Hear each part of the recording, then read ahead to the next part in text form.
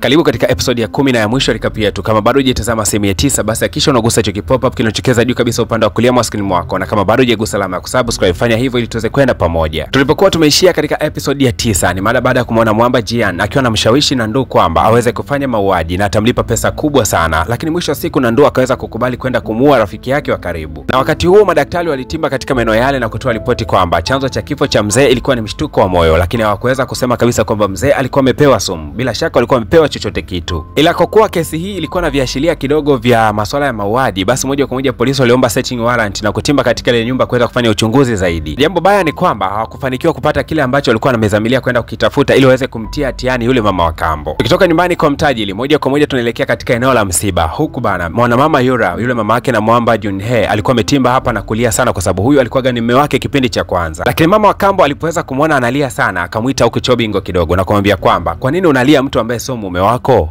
Mwanamama Yura alipoweza kusikia maneno hayo ya kichefuchefu, moja kwa moja akamlamba kibao na kumwambia kwamba usinizoee kabisa. Naye mama wa kambo akawa amekasirika na moja kwa moja akataka kurudishia kile kibao, lakini kabla hata hajaweza kumzuta tu, ghafla akajitokeza yule bidada samaki mtu na kuweza kumzuia, huko akawa amemshika mkono wake. Sasa wakati ameushika mkono huu, akaanza kuona namna ambavyo mama wa kambo alikuwa anafanya mchakato wake wa kuweza kumuua mzee. Katika mazingira yote alivyokuwa anapita, namna alikuwa anafanya michakato yake, na aliweza kugundua kwamba mama wa kambo alikuwa ameficha baadhi ya vitu katika ile nyumba. Basi haraka sana akamwambia Junje kwamba waende wakafanya utafiti katika ile nyumba, kwani kuna baadhi ya vitu ameweza kuviona. Kwa sababu Mwamba Junje hapo ni nyumbani kwao pia, basi alikuwa na uhuru wa kwenda kufanya search katika hayo maeneo. Mwisho wa siku, kupitia mwongozo wa yule bidada samaki mtu, akaweza kufanikiwa kuingia katika chumba fulani hivi ambacho ni cha siri sana, na hii kichumba inaonekana kwamba mwanamama ndo alikuwa ameficha vitu vyake vyote alivyokuwa akivitumia kuweza kumzuru mzee. Haraka sana polisi wakawa wamepewa taarifa na moja kwa moja wakatimba katika maeneo ya msiba na kisha wakamkamata huyu mwanamama kwenda kufanyiwa mahojiano. Hasa baadaye kidogo bidada samaki mtu akiwa anarudi nyumbani pamoja na Mwamba Junje, basi bidada akaanza kumwambia Mwamba kwamba siku moja nilikuwa nikimfuta kumbukumbu yule kaka jambazi. Kwa bahati mbaya niliweza kushuhudia mtu ambaye alikuwa ameweza kutufanyia mauaji yetu kipindi cha zamani sana. Na bidada akasema kwamba wote tunamjua, mimi pamoja na wewe. Sasa huko kituo cha polisi, haraka sana mwanasheria akawa ametimba na kumsima na mama kwamba asizungumze kitu chochote kile mpaka atakapokuwa amehojiwa. Basi anatakiwa kusema kwamba mwanasheria wangu atakwenda kuzungumza. Na ni kweli kabisa, mwanamama alikaza sana. Kila alipokuwa akijaribu kuhojiwa, bado yeye aliendelea kukaa kimya kwa kusema kwamba atakwenda kuzungumza mwanasheria wangu, alafu mimi sijisikii vizuri kwa sasa. Tukirudi mitaani, siku ya leo Mwamba Nandu alimpigia simu yule mtu aliyekuwa ametuma kazi ya kwenda kufanya mauaji na kumwambia kwamba siku ya leo mishale ya saa 5 usiku basi ndakwenda kumteketeza Mwamba. Basi baada ya muda kidogo polisi wakaonekana kwamba mwanamama hana kosa lolote lile. Mwisho wa siku akawa amemtoa pale kituo cha polisi. Mishale ya saa 5 usiku kama ambavyo Nandu alikuwa amemwahidi Mwamba, ni kweli kabisa siku ya leo alikwenda kutekeleza mauaji yake. Aliweza kumkuta Mwamba Junje katika maeneo fulani vya basement akiwa anapaki gari, kisha akampiga na bonge la lungu katika maeneo ya uchogo. Jamaa akawa ameanguka. Lakini Mwamba Teho alikuwa akitazama katika kompyuta CCTV kamera zote, kumbuka kwamba ameweza kuzihaki. Akashangaa kuona kwamba Nandu ana uwezo wa kumpiga mtu ambaye ni wa karibu zaidi katika maisha yake. Basi moja kwa moja Teho akamshtua Suchan yule bidada samaki mtu na kumwambia kwamba tufanye haraka sana twende kumkomboe mpenzi wako. Lakini wakati huo tunaonyeshwa Nandu akiwa anamkokota Mwamba taratibu kumpeleka katika majengo ambayo yameweza kutelekezwa zamani kidogo. Huku alikuwa amepanga kukutana na hao mabosi wake ili lengo aweze kumkabidhi Junhe. Ni kweli kabisa mama wa kambo alikuwepo katika mitaa hii. Mwamba akawa amemfungia hapa katika kiti kisha akamchoma sindano ya sumu. Na wakati mwanamama anaamini kwamba jamaa atakwenda kupoteza maisha hivi karibuni, basi akaanza kumfungukia yote alikuwa ameyafanya na kusema kwamba ni kweli kabisa mimi nilikuwa nataka kumuua mume wangu na ni mimi ndio niliweza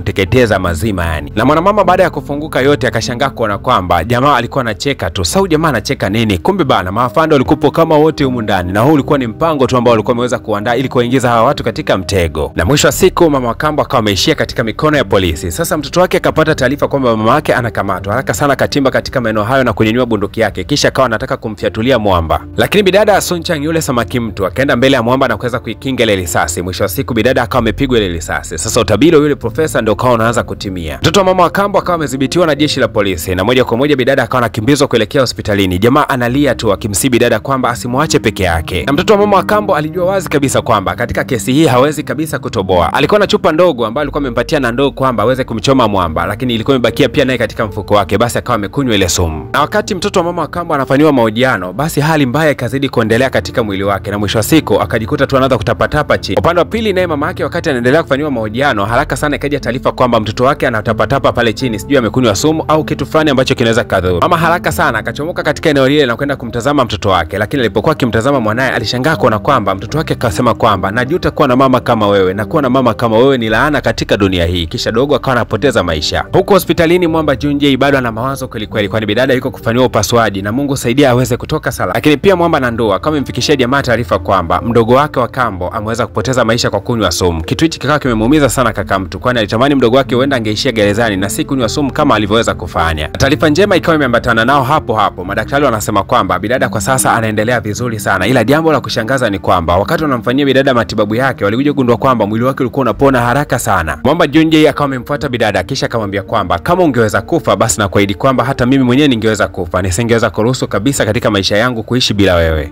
Na ndio haya anayoyasikia ni ya chumbani bana. Mwisho wa siku akaamua kuweza kuwapisha watu. Mitaani taarifa zilizoweza kusambaa ni juu ya taarifa ya kwamba yule mama wa kambo ameweza kukamatwa kwa tuhuma za kuweza kusababisha mauaji ya mume wake. Moja kwa moja akasomewa kifungo cha miaka 30 gerezani. Hasa huyu kaka jambazi alikuwa anaagizwa sana na huyu mama wa kambo. Ikabidi moja kwa moja kumpigia simu profesa ili aweze kugundua ni kwa nini yeye aliweza kupoteza kumbukumbu na ni kitu gani hasa alikuwa akikifuatilia katika maisha yake. Lakini baada ya profesa tu kuweza kupigiwa simu na huyu kaka jambazi, moja kwa moja na yeye akawa amempigia Mwamba Junjie na kumwambia kwamba anahitaji pia muje kwa sababu ile jamaa anakuja siku ya leo. Na ni kweli kabisa, mzee baba akawa amefika pale katika hospitali ya profesa na moja kwa moja akawa anaondeshwa ndoto namna gani ambavyo maisha yake ya nyuma yalikuwepo. Lakini taarifa zinaonyesha kwamba huyu jamaa alikuwa ni msumbufu sana katika ufalme na kuna kipindi alipewa adhabu ya kifo. Na aliposhtuka kutokea katika usingizi akasema kwamba sasa nimekwisha kujijua mimi ni nani, na ni kweli kabisa mimi nastahili kuua watu kwa sababu mimi kwa asili nilikuwa ni muuaji. Ndio maana mimi ni muuaji kila wakati Na kwa sababu wewe profesa unajua siri zangu, basi naanza na wewe. Akataka kuanza kumkaba huyu profesa. Ghafla tu Mwamba Junjie akaweza kujitokeza hapo na kuweza kumzuia. Na polisi hawakuwa wanacheza mbali kabisa, moja kwa moja wakawa wamemkamata jamaa na kuelekea gerezani. Junjie baada ya kukamilisha jukumu zito sana la kuweza kumkamata huyu jambazi, moja kwa moja akawa anaelekea kule katika mitaa ya hospitalini. Sasa kwa sababu jamaa ni mjanja akavaa mavazi ya kidaktari na moja kwa moja akaenda kufuta bili zote zinazoonyesha kwamba bidada ameweza kutibiwa hapa. Na moja kwa moja akamchukua bidada kisha akampeleka nyumbani. Lakini alikuja kugundua kwamba bidada alikuwa anaonyesha utofauti kutoka siku hiyo tu alipoweza kupigwa ile risasi. Hali yake haikuwa nzuri kabisa. Na mwili wake ili uweze kukaa vizuri ni lazima bidada aweze kurudi katika bahari aliyoweza kutokea. Kule ndo kunaweza kuwa ni tiba katika mwili wake. Mwamba Junjie hakuwa na namna yote ile isipokuwa kujiandaa kwa ajili ya kuweza kumsafirisha bidada. Moja kwa moja akachukua ile bangili yake na kuweza kumvisha bidada kisha akamwambia kwamba tutazidi kuonana daima na daima. Na wakati Mwamba anamwaga bidada akamwambia kwamba sitaki kabisa unifute kumbukumbu zangu, nataka nizidi kukukumbuka kipindi chote utakachokuwa haupo. Lakini bidada aligundua kwamba Mwamba atakuwa anateseka sana kwa kuendelea kumkumbuka yeye kila siku. Basi akawa amempiga kisi, na wakati anampiga kisi hili basi akawa anamfuta kumbukumbu zake zote. Na bidada hakuishia tu kwa huyu mpenzi wake, alikwenda kwa marafiki zake wote na watu wote waliokuwa kimfahamu. Bidada akajisemea moyoni mwake kwamba naondoka, lakini nitakwenda kuishi maisha peke yangu na kumbukumbu za kwamba mmewahi kuishi na kiumbe mimi hazitokuwepo katika akili zenu hata siku moja. Bidada Sunchang akawaaga wote na moja kwa moja akatimba katika fukwe za bahari. Alipofika katika eneo hili alisita sana kuingia ndani ya maji, lakini mwisho wa siku akaamua kuzama ndani ya maji. Ni miaka mitatu imeweza kukatika sasa kutokea bidada alipokuwa ameelekea baharini, na siku ya leo katika hii nyumba ya Mwamba Junjie alikuwa anaendelea kupiga story na marafiki zake, lakini kila siku alikuwa anawaambia kwamba nahisiji kwamba nina miss mtu fulani hivi katika maisha yangu, lakini sielewi ni nani ambaye na miss, ila najisikia vibaya. Na Mwamba ili kuweza kujikeep busy sana, mwisho wa siku akaamua kwenda kusomea upelelezi, na hapa akawa ni mpelelezi polisi ambaye anadili na uchunguzi wa makosa mbalimbali. Naye Mwamba Nandu akaacha kabisa kazi yake ya utapeli na huku akaendelea kufanya kazi sasa hivi ya lecture katika chuo. Na sasa huku upande wa pili katika bahari ni miaka mitatu imeweza kupita. Bidada kumbuka kwamba wakati wote huo alikuwa amelala tu kando ya bahari, na lengo ni kwamba mwili wake angalau uweze kupona kutokana na lile jeraha la risasi. Na leo alipoamka tu akajisemea moyoni mwake kwamba shughuli ya kwanza ambayo natakiwa nianze ni kuwatafuta wale niliokuwa nikiwapenda. Lakini siku ya leo kuna mtu alikuwa ameagizwa kuleta msosi katika maeneo ya beach, ila akashangaa kuona kwamba mtu huyo aonekane alikuwa ameagiza hicho chakula. Na kumbe tayari bidada alikuwa katika maeneo hayo ya fukwe, tayari ametokea kule Spain na moja kwa moja ametimba katika mitaa ya Korea, yuko hapa mjini. Bidada raundi hii amerudi akiwa ni mjanja sana, moja kwa moja akiwa amevaa amependeza kweli kweli, akawa anatembea katika mitaa na moja kwa moja anaelekea katika nyumba ya Mwamba Junjie. Sasa ile time bidada Sunchang ameweza kufika hapa katika nyumba ya Mwamba Junjie, alishangaa kuona kwamba Mwamba Nandu amemsahau kabisa na kuanza kuulizia unamtafuta nani. Lakini bidada alivyokuwa anajingatangata, Nandu akawa ameingia ndani kwa kusema kwamba endelea kujingatangata hapo nje. Lakini bado bidada akaendelea kugonga hodi. Mwisho wa siku Nandu akawa ametoka kwa hasira kidogo, na mwanamama Yura akawa ametimba mitaa hiyo akasema kwamba we binti, karibu ndani uweze kujipatia chai kwa sababu ni baridi sana sasa hivi. Hasa bidada alipokuwa ameingia ndani, kumbuka kwamba haya mazingira yote anayajua, akajikuta tu maeneo ya kuchukua tishu anayajua kabisa na maeneo ya kuendekea bafuni anayajua kabisa. Akaanza kushangaa kwamba huyu bidada mbona unafikia anajua nyumba yote. Nyakati za jioni bidada akatoka pale katika ile nyumba na akaanza kuzunguka kidogo katika mitaa, na akagundua kwamba hiki ni kile kipindi ambacho mvua ya mawe huwa inanyesha. Lakini akiwa njiani akakutana na Mwamba Junjie akamsalimia, na Mwamba Junjie alikuwa amemjibu vizuri tu. Afu Mwamba alikuwa anaonekana yuko kawaida tu. Bidada akaanza kujilaumu kwamba kwa nini nimekuja hivi, lakini mbona jamaa anaonekana anaishi maisha yake vizuri tu bila mimi. Basi bidada akakaa kando kidogo ya barabara akaanza kulia sana. Lakini wakati huo Mwamba Junjie akawa ametimba kando yake akiwa amebeba mwamvuli, akamwambia bidada kwamba naomba mkono wako. Bidada akashangaa sana, akamuuliza Mwamba, hivi ni kwamba unanikumbuka? Jamaa akamwambia kuwa siku ulipokuwa unaondoka tu. Mimi tayari nilikuwa nimeandika kila kitu. Nilijua kabisa kwamba pindi utakaponifuta kumbukumbu zangu lazima kuna siku nitatafuta kumbukumbu hizo. Na Mwamba hakutaka kabisa kwa sasa waweze kuishi katika nyumba ambayo ina watu wengi, huenda watakosa uhuru wa kufanya baadhi ya mambo yao. Moja kwa moja akatafuta nyumba ambayo ilikuwa kando kidogo ya beach, na hapa wakasema kwamba watakwenda kuishi milele katika mitaa hii. Basi kwa kuwa kulikuwa kuna baridi sana, Mwamba ikabidi kumkumbatia sana bidada, na mwisho wa siku bidada akawa anamsogelea Mwamba kana kwamba anataka kumkisi. Jamaa akawa amemzuia na kumwambia kwamba huenda unataka kunifuta kumbukumbu zangu wewe. Lakini bidada akawa anajibebisha kwa kusema kwamba hapana bana, nilikuwa nataka tu nikukisi. Jamaa akamwambia labda nikukisi mimi. Akataka kumkisi bidada akawa anakimbia. Baada ya kukimbizana kwa muda mrefu, sini inaonyesha kwamba walikuwa wamekimbilia chumbani, na mwisho wa siku mlango wa chumbani ukawa umefungwa. Kilichokuwa kinaendelea huko ndani hata sikijui. Miezi 7 baadaye tunaonyesha bidada Sunshine amenenepa sana. Sijui anakulaga nini. Yaani kitumbo kimekuwa ndindi. Mpaka kufikia hapo DJ Paul anakosa ziada, na neno zuri zaidi la kukuachia ni kwamba endelea kutupenda, endelea kutufuatilia, lakini pia endelea kugusa alama ya kusubscribe kama bado hujafanya hivyo, lakini pia endelea kugusa alama ya kulike kila wakati. Lakini kwa wewe ambaye umependa tamthilia hii na umeitazama na kuna kitu fulani ambacho umeweza kujifunza, basi nikukaribishe sana kwamba tuna nafasi za watu kuweza kuigiza na tunatumia vifaa vya kisasa zaidi, na nafasi ziko wazi kwa wakazi wote wa jiji la Dar es Salaam. Unakaribishwa sana kuweza kujiunga nasi katika kufanya tamthilia moja kali sana ambayo itakweza kuanza kutoka siku za hivi karibuni. Nyote mnakaribishwa. Kama unahisi una kipaji cha kuigiza, basi ni vyema ukanicheki inbox kupitia nambari ya simu unaweza kuiona hapo chini ya screen yako. Karibuni sana. Hii ni PVP Media Max na mimi naitwa DJ Paul.